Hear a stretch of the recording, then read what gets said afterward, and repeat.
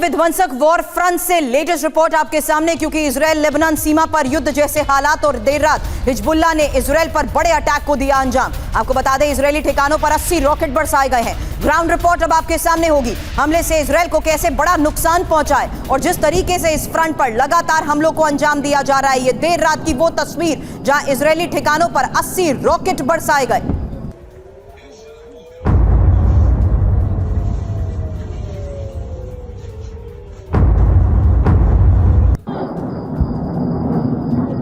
और Israel Lebanon सीमा पर युद्ध जैसे हालात इसलिए क्योंकि अब जिस तरीके से बैक टू बैक हमलों को अंजाम दिया जा रहा है, देर रात की वो तस्वीर जहां हिजबुल्लाह ने इजराइल पर हमले को अंजाम दिया और इजरायली ठिकानों पर एक नहीं बल्कि 80 रॉकेट बरसाए गए। ये देखिए तस्वीर।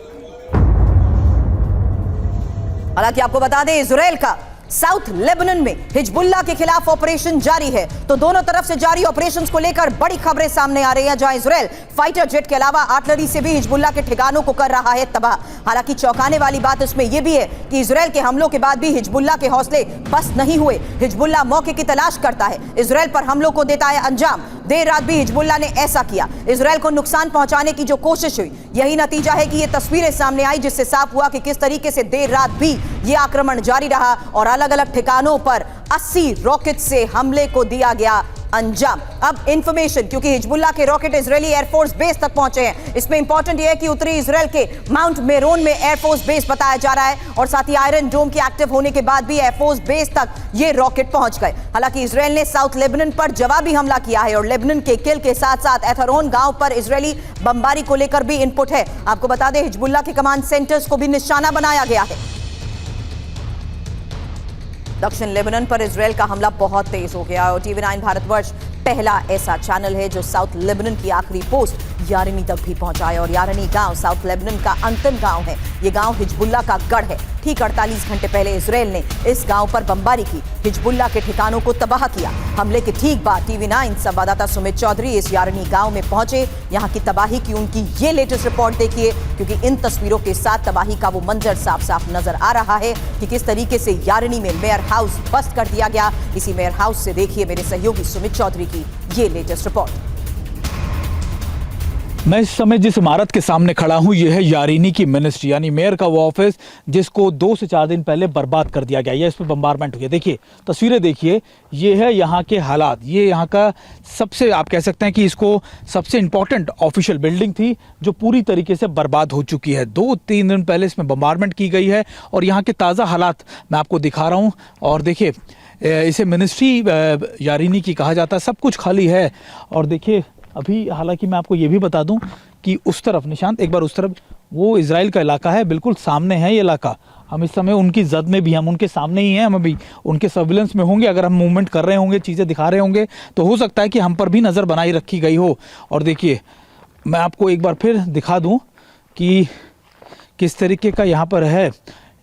और ये यूनाइटेड नेशन का भी ऑफिस है। देखिए, ये यूनाइटेड नेशन का ऑफिस है यारीनी का। आप देखिए, यूनाइटेड नेशन ऑफिस और यारीनी, यहाँ पर इसको भी टारगेट किया गया। और मैं आपको कह रहा हूँ कि जंग के मैदान में सब कुछ भूल दिया जाता है, कौन सी चीज़ें कहाँ पे। और अभी यहाँ के जो, देखिए यहाँ पे जो टारगेट किया है, इस पूरी बिल्डिंग को खाली कर दिया गया हालांकि। और यहाँ पर लोगों के खाने पीने का सामान, उनकी चीज़ों के लिए रखा गया होगा। यहाँ पुलिस की जीप खड़ी है। ये पुलिस स्टेशन भी है, आप कह सकते हैं कि इसमें जो एम्बुलेंस और पुलिस स्टेशन, यहाँ पे अगर मेरे कैमरा पर्सन आपको दिखाएं कि सारी चीज़ें जस की तस हैं। और यारीनी का इलाका बहुत महत्वपूर्ण है क्योंकि ये आखिरी है।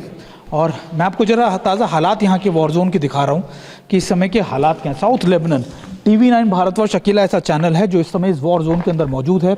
अकेला ऐसा नेटवर्क है जो आपको ये बता रहा है कि आखिरकार अभी गाज़ा के बाद, गाज़ा और ख़ासतौर पर राफा, इन जगहों के जंग के बाद अब नया वॉर फ्रंट जो है, जो एमर्जिंग वॉर फ्रंट जिसको कह रहे हैं, वो आखिरकार यही क्यों बन रहा है। और ये वो पहले गाँव है, या फिर आप आखिरी गाँव भी इन्हें कह सकते हैं, जो इस समय साउथ लेबनान के बॉर्डर पर है। और यहीं से जंग का आगाज़ होगा, यहीं से जंग लगातार बढ़ेगी। और मैं आपको लगातार यहाँ पर जो हालात हैं उनके बारे में बता रहा हूँ। हिजबुल्लाह ने अपनी स्ट्रैटेजीज में पिछले कई दिनों में बदलाव किए हैं। उसने अब अपने आर्म्स एंड एम्यूनिशंस को मॉडिफाई करना शुरू कर दिया है। उसने लगातार ये कोशिश की है कि उसके आर्म्स एंड एम्यूनिशंस के बारे में जितना लोगों को पता लगे उतना कम उतना अच्छा है।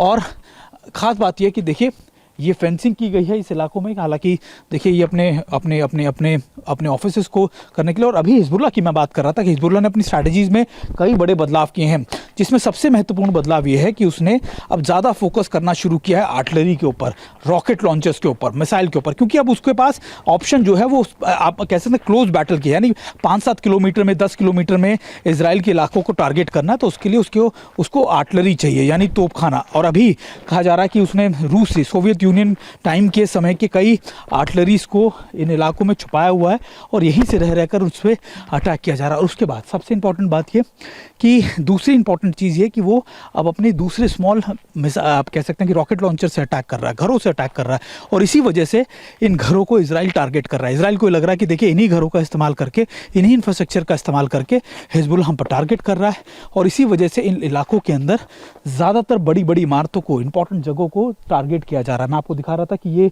यूएन का ऑफिस भी और यहाँ पर इनकी मिनिस्ट्री भी है, इसको पूरी तरीके से बर्बाद कर दिया गया, सब कुछ तबाह हो चुका है। और ये मेन एडमिनिस्ट्रेटिव ब्लॉक है यारीनी का, यानी आखिरी गांव का, जो पूरी तरीके से ध्वस्त हो चुका है।